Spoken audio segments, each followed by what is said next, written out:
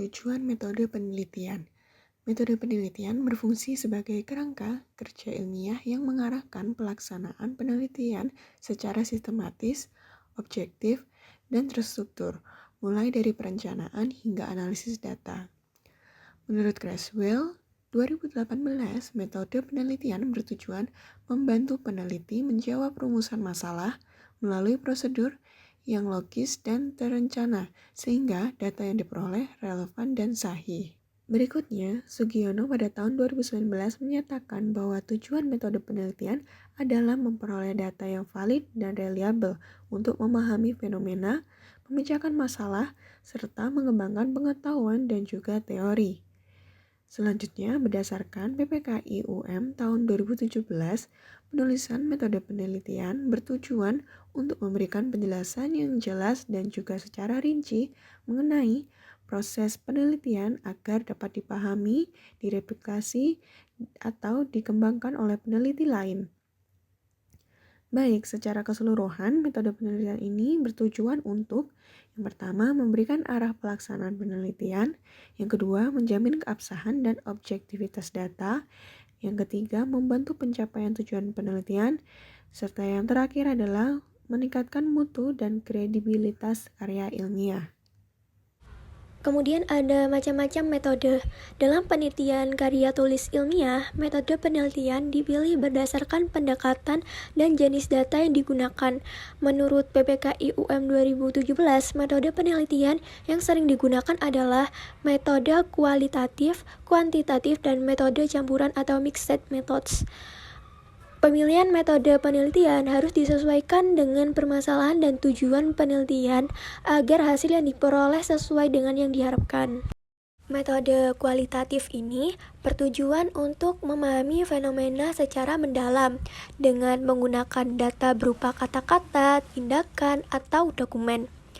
Kemudian untuk metode kuantitatif menggunakan data angka dan analisis statistik untuk menguji hipotesis atau menjawab pertanyaan dari penelitian.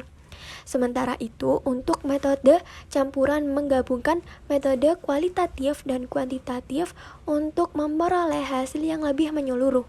Selain ketiga metode tersebut, terdapat juga metode lain seperti penelitian tindakan, penelitian evaluasi, dan penelitian pengembangan yang dapat digunakan sesuai dengan kebutuhan penelitian. Bahan atau subjek. Sumber atau subjek penelitian dalam ketentuan ilmiah juga dapat dinamakan sumber data. Sumber data adalah subjek dari mana data itu diperoleh. Dapat juga didefinisikan sebagai objek atau individu yang diteliti oleh peneliti melalui observasi, membaca, atau melakukan tanya jawab terkait dengan masalah penelitian tertentu. Segala informasi atau data yang diperoleh dari sumber penelitian ini kemudian diakses dan dijadikan sebagai data. Di sini ada komponen utama subjek penelitian. Yang nomor 1 yaitu jenis subjek penelitian, yaitu pihak yang menjadi sumber data utama seperti peserta didik, guru, kepala sekolah, atau pihak lain yang relevan dengan fokus penelitian. Penentuan jenis subjek ini harus disesuaikan dengan tujuan penelitian agar data yang diperoleh benar-benar mencerminkan permasalahan yang dikaji. Selanjutnya, nomor 2 yaitu jumlah dan karakteristik subjek penelitian. Peneliti perlu menjelaskan jumlah subjek yang terlibat serta karakteristiknya, seperti usia, latar belakang pendidikan, pengalaman, atau kondisi tertentu yang berkaitan dengan penelitian.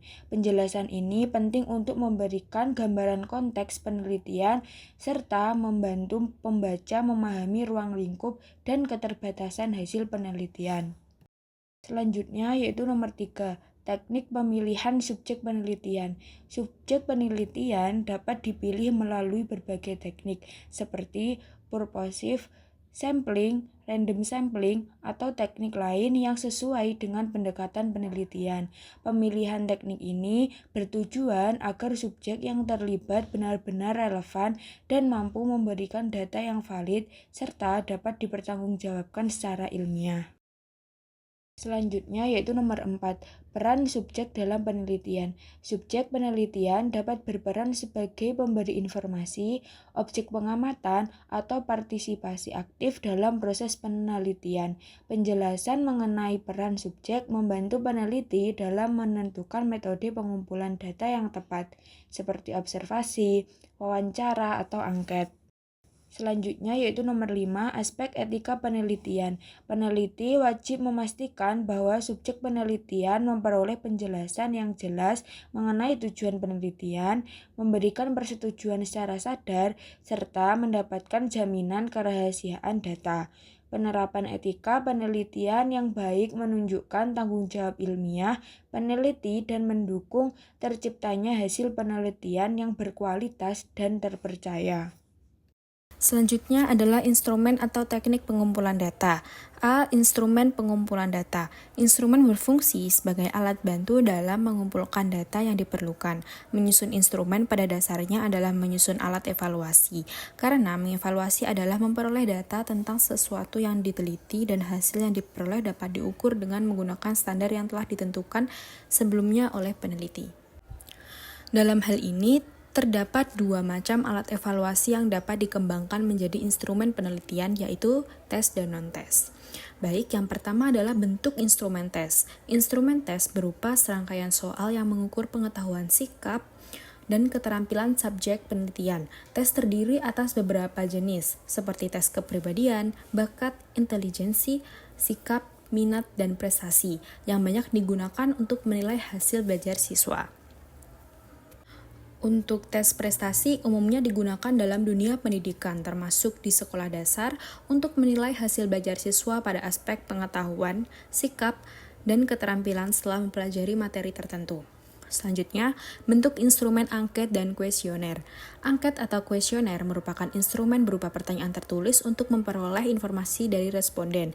Bentuknya meliputi kuesioner terbuka, tertutup, checklist, dan skala bertingkat yang disusun sesuai indikator penelitian. Instrumen ini umum digunakan dalam penelitian pendidikan termasuk penyusunan skripsi. Baik, selanjutnya ada instrumen wawancara. Instrumen wawancara digunakan untuk memperoleh data melalui tanya jawab langsung antara peneliti dan narasumber.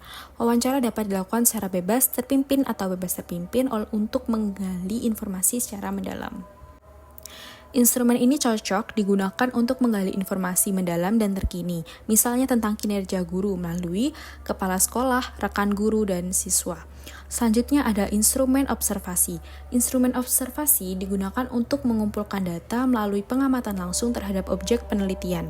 Observasi dilakukan secara sistematis dengan pedoman pengamatan untuk mencatat kejadian sesuai variabel yang diamati.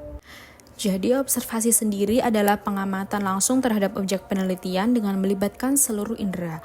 Instrumennya dapat berupa pedoman pengamatan, tes kuesioner, kemudian rekaman gambar atau suara.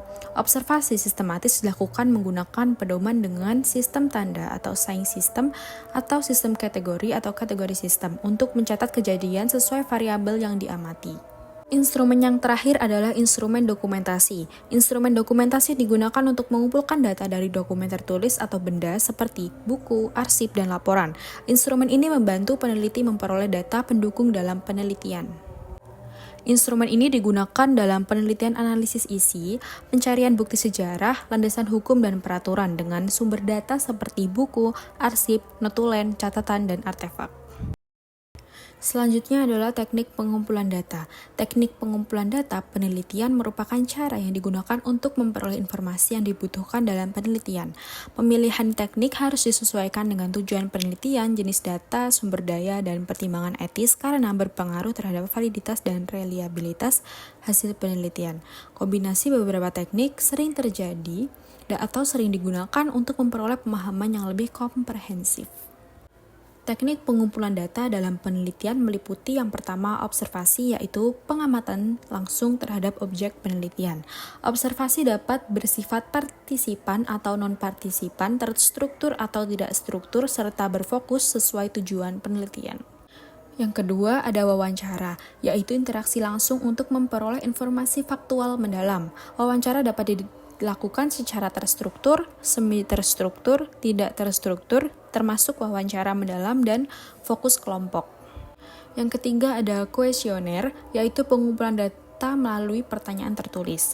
Kuesioner dapat disebarkan secara langsung, daring, melalui telepon, serta menggunakan skala Likert, pilihan ganda maupun pertanyaan terbuka. Kalau yang biasa terjadi di lingkungan kami, yaitu adalah menggunakan GFORM. Yang keempat adalah studi kasus yang mengkaji fenomena secara mendalam. Studi kasus itu penelitian mendalam terhadap satu atau beberapa kasus tertentu dengan memanfaatkan wawancara, observasi, dokumentasi, dan studi literatur untuk memahami fenomena secara komprehensif. Yang kelima ada analisis dokumen melalui penelaahan, arsip, dan dokumen tertulis, yaitu pengumpulan data melalui penelaahan, dokumen tertulis seperti laporan, arsip, kebijakan, artikel ilmiah, dan catatan resmi guna untuk memahami konteks, kebijakan, atau perkembangan suatu fenomena. Selanjutnya ada pengukuran dan uji yang digunakan untuk memperoleh data numerik. Umumnya digunakan dalam penelitian kuantitatif untuk memperoleh data numerik melalui tes, skala pengukuran, pengukuran fisik, uji laboratorium, dan uji statistik. Yang ketujuh ada survei untuk menjaring data dari banyak responden. Pengumpulan data secara sistematis dan sejumlah besar responden melalui kuesioner atau wawancara baik secara tatap muka, daring maupun telepon. Selanjutnya ada pengamatan partisipan dengan keterlibatan langsung peneliti, yang dimana peneliti terlibat langsung dalam situasi yang diteliti untuk memperoleh pemahaman yang lebih mendalam terhadap konteks dan perilaku partisipan. Selanjutnya adalah pengumpulan data sekunder dari sumber yang sudah tersedia.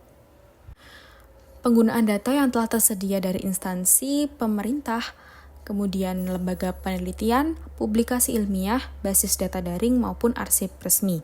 Yang ke-10 atau yang terakhir adalah eksperimen untuk mengamati pengaruh antar variabel secara terkendali. Jadi, teknik pengumpulan data dengan mengendalikan variabel tertentu untuk mengamati pengaruhnya terhadap variabel lain, baik di laboratorium maupun di lapangan. Selanjutnya, analisis bahasa dalam metode penelitian. Bahasa dalam metode penelitian digunakan untuk menjelaskan langkah-langkah penelitian secara jelas dan objektif. Ciri utamanya adalah: yang pertama, menggunakan bahasa formal dan akademik. Yang kedua, tidak memuat pendapat pribadi. Yang ketiga, fokus pada apa yang dilakukan dalam penelitian, bukan siapa penelitinya. Bahasa seperti ini membantu pembaca memahami prosedur penelitian tanpa bias. Analisis leksikal berkaitan dengan pemilihan kosakata yang digunakan dalam metode penelitian. Kosakata yang dipakai pada umumnya yaitu bersifat teknis dan akademik. Yang kedua itu menjelaskan desain, subjek, instrumen, dan analisis data. Contoh kosakata seperti research design dan data analisis dipilih agar makna tepat dan tidak ambigu. Metode penelitian merupakan teks yang tersusun secara runtut dan logis. Setiap bagian metode saling berkaitan dan disusun mengikuti urutan kegiatan penelitian. Penggunaan kata penghubung seperti first, next, dan finally membantu pembaca memahami alur penelitian dari awal hingga akhir. Secara gramatikal, metode penelitian sering ditulis menggunakan kalimat pasif yang bertujuan untuk satu, menekankan proses penelitian, yang kedua, menjaga objektivitas ilmiah. Contoh, the data were collected through questionnaires. Kalimat aktif mulai digunakan jika membuat penjelasan lebih jelas dan mudah dipahami.